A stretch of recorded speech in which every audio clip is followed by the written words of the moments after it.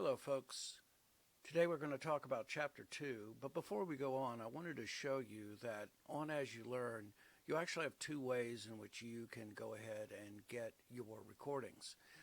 It sounds silly, I'm doing a video to talk about videos, but I wanted to show you that you actually have the ability of looking at Panopto recordings this way, or you will also see that you can have your videos this way as well. Now Panopto brings up the Panopto recorder, which will look a little bit different. It requires a special viewer in which to use it.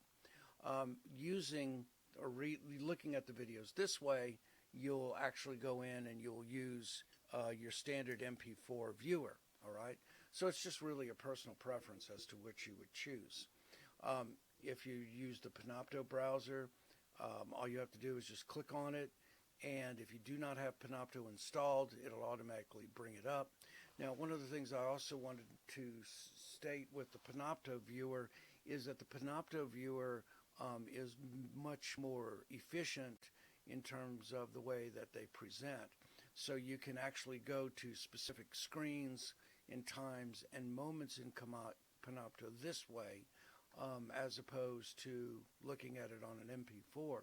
If you wish to, instead, and you're on any kind of device, you can certainly just simply click on the chapter, and if you'll notice, it'll pop up into a screen here, and it is actually a YouTube video. Now with this, if you wanted to, you could simply view it here, and if you notice, it is on YouTube, so you can go to YouTube to get it. You could also, if you notice, you could click on that X and it'll pop out. And so in other words, it becomes a pop-up video if you wish to. Hello folks, welcome to Chapter 1. Or if you want to, you can actually use that in a limited size as it is right now. So you actually have all of those options in whichever way you wish to do it. Okay? All right, I just wanted to go over that as an option. Okay? All right, so let's get back to our lesson. And if you notice, as I've said, you can use the Cengage online viewer through MindSpring if you wish. It gives you the opportunity to browse through a lot more titles that way. Okay? All right. So without further ado, let's go right to today's lesson, which is on strategic marketing planning.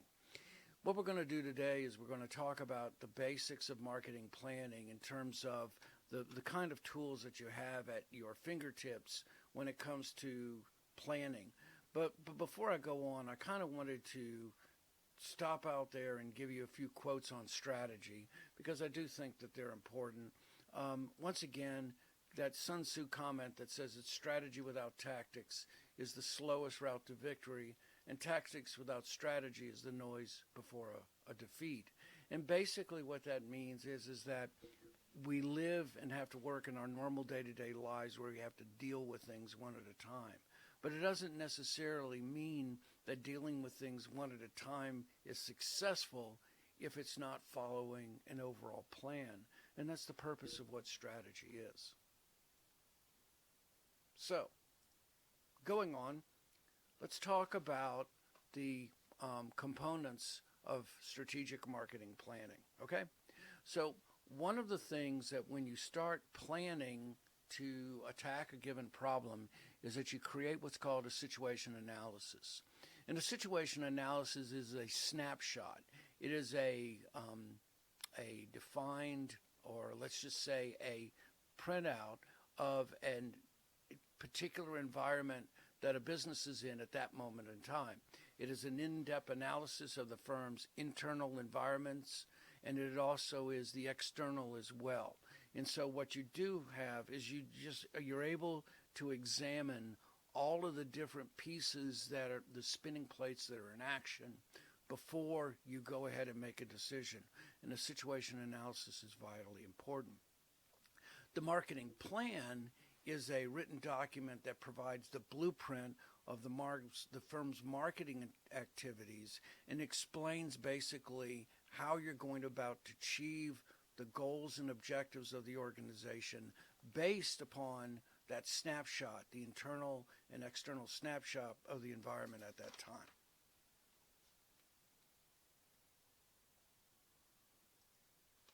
The situation analysis helps to work as a roadmap for implementing marketing strategies. It kind of informs the employees of their roles and functions within the organization, because a situation analysis is not something that's hidden. It is something that details the lifeblood of the organization itself, and it gives you specifics regarding the allocation of resources and marketing activities. It is both strategic and tactical, and we talked about strategy and tactics in our previous videos. Of course, strategy is the overall plan, and the tactics are the day-to-day activities that help you to be able to decide whether or not you're going to be able to achieve success based upon the strategy itself. Okay, and so I'm going to show you this very busy kind of slide here, and it talks about basically all of the particulars about a strategic analysis. It talks about the up and down places and the important areas in which the strategic plan process affects. I'm not really consider that to be important.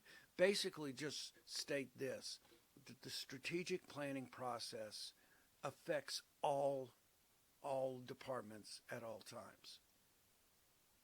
So first, let's talk about, at the very beginning, what we consider to start from. What's the top? What is the most important thing? And the important thing is that we have both a mission statement and we have what is known as vision, okay? And so we have these two questions here, is that we want to be able to create what's known as a mission statement, and then we also want to show what's called a strategic vision. Now, which is which, and which is, how do we talk about each one? A mission statement is a clear and concise statement, that's tautological, I realize, about who we are, all right? It explains an organization's reason for existence, why we're doing business in the first place. A vision statement tends to be what we call nomenological. It tends to be what we should be doing.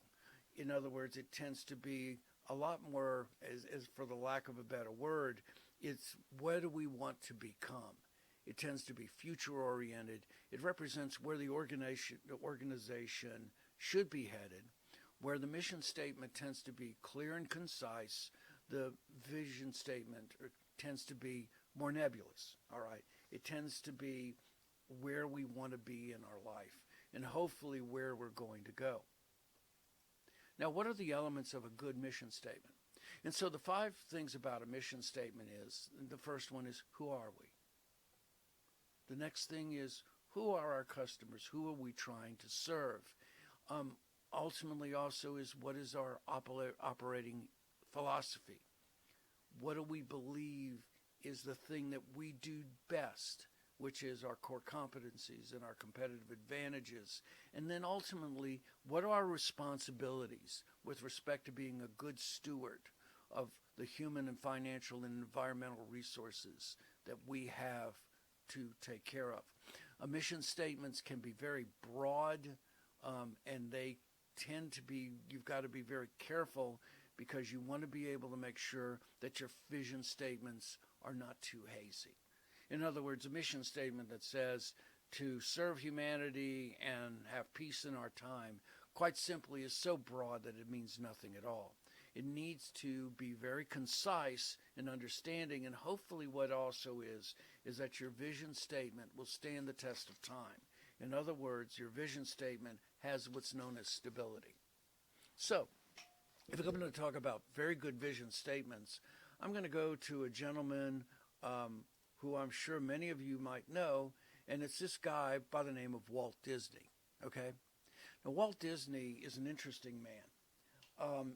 After World War II, he was a very busy man every day of the week, but Saturday and Sunday was Daddy's Day. He had 2 girls, and he would take off those days and go spend the days with his girls. Well, with two girls, I know I have two girls myself, usually that meant that you were going to go to a park. And the one in Los Angeles was Griffith Park. And invariably in Griffith Park, they would make their way to the merry-go-round. And so Walt would ride the ride occasionally. Can you think about a celebrity who would do that nowadays, go just out like that? But he would ride the rides, and his daughters would ride, and he would sit sometimes and watch them on the merry-go-round. And he liked Griffith Park, and he liked the merry-go-round. But at some point he said to himself, this is nice, but I would like to have something more. I would like to design a place where adults and kids can go together and have fun together. And just from that one thought sprang from the mind of Disneyland. And so what Walt wanted to do was he wanted to create more than a park. He wanted the park to have a purpose.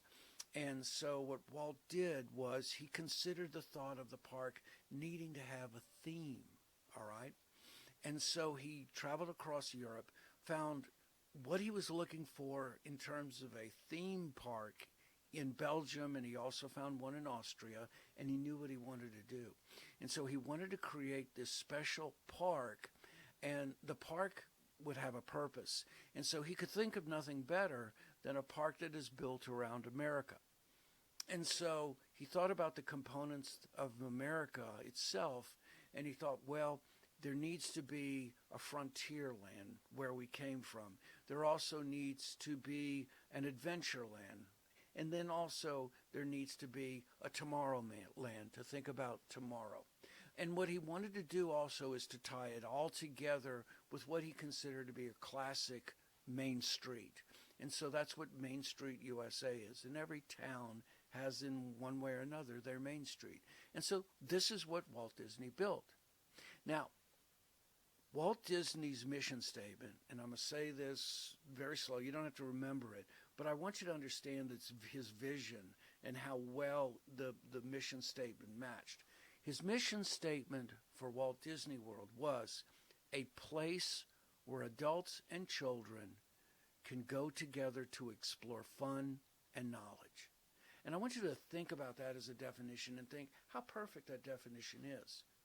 It is stable as long as children and adults, as time changes and things change, Walt Disney changes as well. It was really kind of a brilliant definition. And I want to kind of point out to this one right here because it speaks to Walt Disney's mission statement. Disneyland will never be completed. It will continue to grow as long as there's imagination left in the world. I don't know how more complete you can say that. And if you were to have a mission statement, I think that is a great one. And also, let me also say it's a vision. I think even more than that, because it's reaching to the future. It says that we will continue to grow as long as there's imagination left in the world. And as the imagination of adults and children change, Walt Disney World or Walt Disneyland changes with it. One day I'd like to, when I come up with this, I would like to spend a long time talking about how Walt Disney World was built. That in itself is really a marvelous story. So anyway, I wanted you to understand this is what good mission statements are.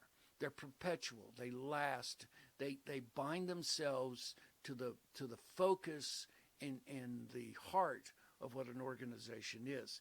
And you should, or it's important to start with a good mission statement, because there's an old saying, and it's one by Theodore Levitt, which basically says, if you don't know who you are and where you're at, anywhere you go will get you there, okay? So, the elements of a good mission statement. The important things about mission statements, and as I talked about them before, is that they have to have both an acceptable width and it has to be stable. Broad statements can help establish plans in areas in which you have limited strength. And a narrow vision can limit, a narrow mission can limit your vision. So what does that mean? So if my goal is to bring peace to the world, how realistic is that? It is a width that is so broad and encompassing that it doesn't really mean anything, okay? And then a narrow vision is even worse. And when you go through marketing myopia, and certainly it is going to be one of the discussions that we've had, marketing myopia basically stated that the failure of the railroad industry is to define itself as a railroad industry versus a transportation industry. And so this is one of the difficulties of a narrow mission statement. The second is stability. In other words, how frequently do you have to modify your mission statement in order for it to be effective? I think when we talked about in Chapter 1, the mission statement for the American Marketing Association and marketing in general, I think that was one that now shows stability. It has been a decade and a half almost, and it shows itself to be true over the test of time, all right? It's also important to make sure that your mission statements are customer focused. Mission statements need to focus on what you're in business for, all right? Now, they can also benefit a nonprofit or for-profit firms. And if you go into discussion and you read individuals like Robin and you read Shelby Hunt, they will tell you with absolute truth that there is no difference between a for-profit organization and a nonprofit in the way that they should be run, all right? Now, if you notice in here these customer-centric organizations, you see this one in here for Tylenol. For those of you who may not have lived through it, in 1982, Tylenol had an enormous scandal. Tylenol had individuals who were dying in and around the Chicago area from Tylenol that was laced with arsenic. What the organization had to do that produced Tylenol was in 2 days they broomed the shelves of the United States from 100 million bottles of Tylenol. And when the CEO was asked about it, why did you go that far? The CEO said, our mission statement is to protect people, no matter how difficult that might be. Our mission statement is not one that bends when times are not easy.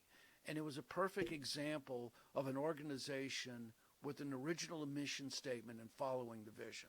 So my credits to the Tylenol group, okay? So realize that the strategic process is a central plan that is used to utilize and integrate an organization resources to carry out the organization's mission and then to achieve the desired goals and objectives. This is why you do the planning so that ultimately you can do these three things. And so when we're talking about the mission plan that we're going to be doing, the marketing plan that we're going to be doing, it is going to be to achieve these three things: to utilize and integrate the organization's resources, which comes from the internal audit, carry out the organization's mission, and then to achieve those desired goals and objectives.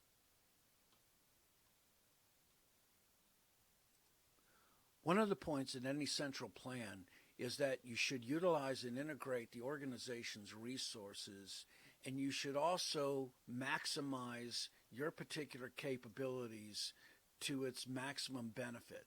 And so when I look at a firm with a competitive or differential advantage, what you hopefully are doing in your plan is you're being consistent with the internal strength of the organization, and you're leveraging those unique abilities to the maximum effect. If I were to say Walmart, and I were to look at what their strategic or competitive advantage is, I would say that even precluding Amazon, that their logistics is probably the best in the world, no doubt about it. Because not only do they ship, but they also ship to 4,200 stores across the United States. They have 2.5 million employees. They're the second largest employer in the United States after the United States military. And one of the things that they do better than anyone else is logistics. If any of you have ever gone into Walmart and looked in the back, you're going to find that Walmart does all of their warehousing on the floor itself. There's very little warehousing in the back of a Walmart. Instead, what you're finding is you're going to find that Walmart generally gets its ships daily. And they use these gigantic hub situations in and around the United States to make sure that goods are moved back and forth. In the mid-90s, Walmart made their mission to never ship with a dry truck. What that means is that they would never have a truck move across the United States without something inside it. Because everyone knows the most expensive thing to do is to need to move a truck from one location to the next with nothing in it. And so their investment in their computer systems to set up all of these amazing logistics has paid off in that no truck on the Walmart fleet ever goes empty, all right? That is their way of leveraging their key assets, okay? Now, let's talk about goals and objectives, because I've talked about both, but I want to talk about them in particular right now so that you understand the difference between either one of those, okay? The first is that a goal tends to be broad and all-encompassing. It talks to the future, but in a more generic or general sense. We want to be the number one organization in quality in our given industry. That is what a goal is. An objective is a clear and simple statement that can be measured over a given planning period. All right? An objective has to be measurable. It has to be over a given planning period. And the reason why is that you need to be able to determine from your objectives whether you have had success or failure. And so those are the differences between goals and objectives. Goals are the broader, kind of more esoteric, maybe not in terms of a future, in terms of a fixed future date. And objectives tend to be centered around a certain time period. They are measurable, and they help us to determine whether a goal has achieved success or failure. Okay?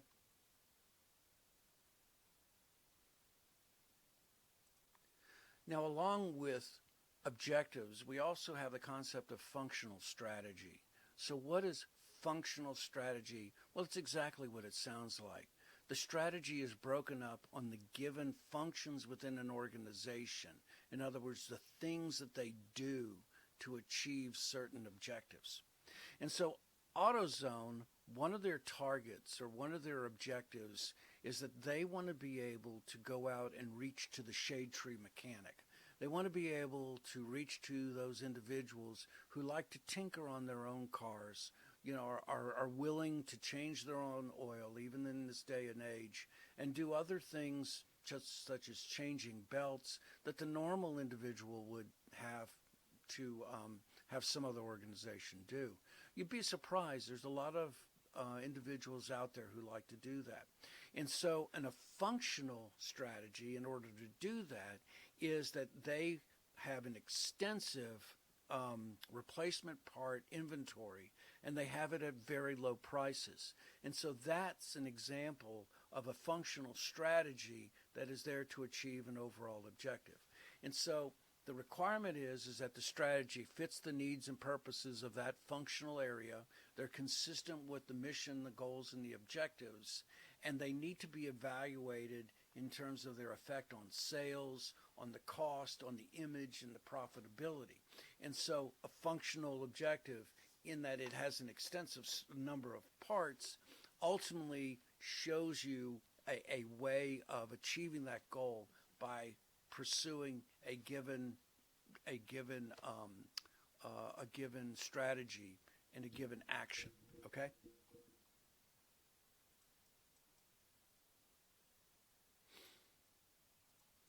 And so the handbook that puts these all together is what's called the marketing plan. The marketing plan is the go-to guide for implementing, evaluating, and the control of the given plans that are executed and determined by the situation analysis. A marketing plan isn't the same as a business plan, because a business plan will encompass things like operations and human resources and other things, but the marketing plan is a well-organized document that has information from multiple sources, ultimately pulling together, that is kind of a roadmap to the future. And so what makes a good marketing plan? Well, the first is that it's comprehensive. In other words, all of the important pertinent information that is required in order to achieve success is in that plan. It tends to be flexible, which means that it can be modified to suit unique needs. Certainly, what's going on right now, as of May 2020, this was where you need a flexible marketing plan. It needs to be consistent so that what happens in between organizations, it allows the CEOs of an organization to measure what is going on between strategic business unit to business unit, so that there is a common blueprint that everybody can understand. And the last is that it has to be logical. There has to be a logical flow of the process itself so that you can ultimately achieve success. Okay? And so what's the structure of a plan? Well, the first is that it has the executive summary, and we will have an example online. So the executive summary is kind of like the abstract in a journal article. It's usually a page long. It encompasses everything that the report itself has in generally 2 to 3 paragraphs. The executive summary is written last, okay? The executive summary gives you a synopsis, the major aspects of the plan. And so that's the first thing. The next section is what's called the situation analysis, and we'll be talking more about these later. The situation analysis has 3 environments in which they measure. They measure the internal environment inside your organization, understand your strengths and weaknesses. It analyzes the customer market, including the industry in which you work in, and then the consumer needs and wants, and then finally the external environment as well, which includes your competitors, also the legal environment at that time, the business environment. All of those things come into the analysis of the external environment. And so how we go about analyzing ultimately determines where we're going to go with our strategy. It's important many times that you do the analysis first, because when you're doing the analysis, you find many times that the answers will come while you're doing it, okay? So many times when you read through, think about these things first, the situation analysis, and many times the answers will start to become forthcoming. Well, if you're in the MBA program and if you haven't heard about a SWOT analysis, well, you're about to. And once you finish the MBA program, you will be swatted to death, okay? So you might as well get happy with it. SWOT analysis was created in 1962 at Stanford University's their business college.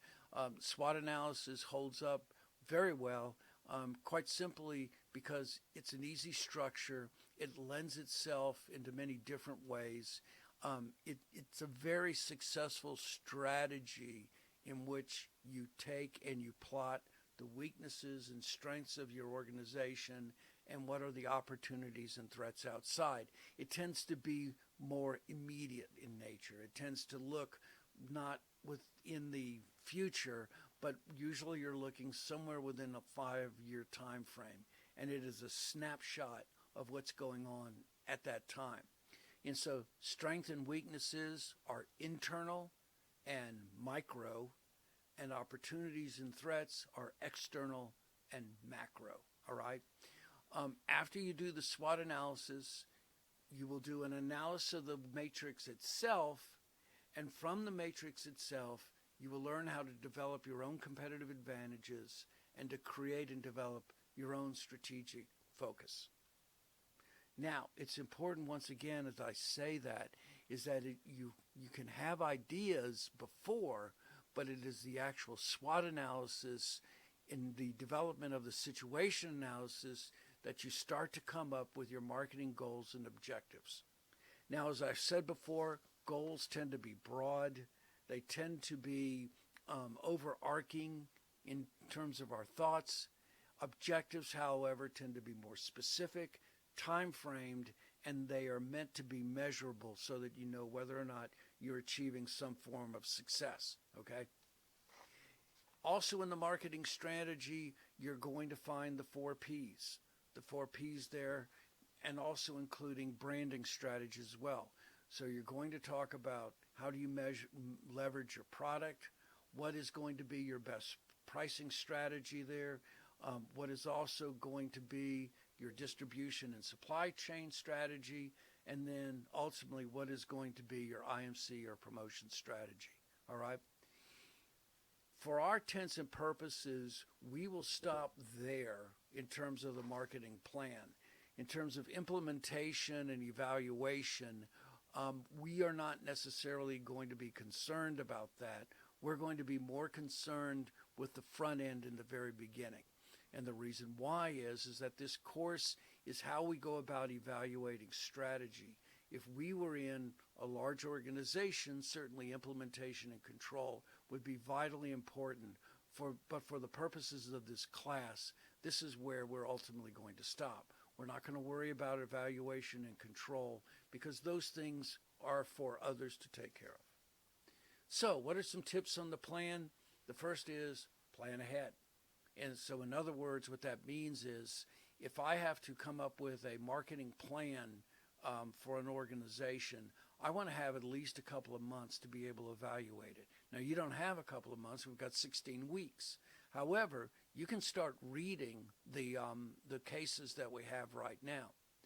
It's important also to be able to revise and revise again over and over as we start to implement the plan. I should also say this, is that as you read the plan, as you read the cases, you're going to want to read those cases over and over again, and you're going to find that you might find your evaluations change. Be creative. Don't think inside the box. And basically what I mean is just because the case is pointing you in a given direction, that doesn't mean that you shouldn't consider all alternatives, all right? The next is use your own common sense and judgment. You'll be very surprised many times. Much of what happens in marketing strategy and strategy in general tends to be intuitive. You find that far from being a science, it can be an art. And be mindful that if the plan is to be implemented, make sure that it is a plan that is reasonable, that it is possible to be able to implement. Do not give your organization plans that are simply unreasonable for it to be able to implement, okay? The plan should explain the present and the future situations inside the organization. It's important, folks, to realize that planning requires to be both strategic and tactical, all right? So what that means is that you need to look at the big picture, but you also need to consider the smaller things that are happening inside the case as well. Make sure that you specify your expected outcomes because you need to know whether or not you're going to achieve some form of success. Identify the required resources within your organization that you need in order to achieve success, and don't expect unrealistically that your organization is going to simply achieve things out of magic if you don't have the resources to be able to do it. It is wrong to simply state, well, we're going to be able to grab these particular pieces because we just can't. All right? That's just not reasonable, okay? And then finally realize this, is that the plans are prepared for the managers, the brand managers, the product managers, and that the final approval generally is with the president, chairman, and the CEO. Realize this, is that the goals and objectives are generally set on high, and the tactical and functional objectives are given to the middle level managers and below. And so the marketing plan is the basic roadmap. You're given concepts fixed in concrete with the ability to be flexible with them that gives you a roadmap to achieve success. It defines the key issues or the impediments to success. It helps you to determine the problems within the organization. It also helps us to understand what are the opportunities and threats outside, and hopefully will allow us to maximize what we would consider to be success. Okay? Now, the last thing I kind of wanted to show you here is what are the major obstacles in developing and implementing a marketing plan. And I think the biggest one there is inadequate communication, if you look at it. What that basically means is are the individuals within the organization working together and understanding each other? It sounds silly, but any organization, you have silos that are built up where information is not passed back and forth to each other, and it can create enormous disadvantages to the individuals who work in there.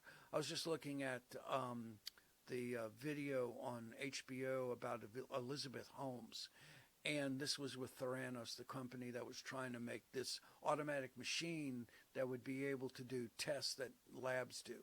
And one of the things that they talked about was the people within the organizations created silos. They wouldn't talk to each other, and that the organization itself was very secret. That is certainly not the way to achieve success. The most important thing, along with all of the other things about a marketing plan, is you must communicate the goals to the individuals who actually have to implement those strategies. Okay? All right. We are done with Chapter 2. Thank you very much. Take care.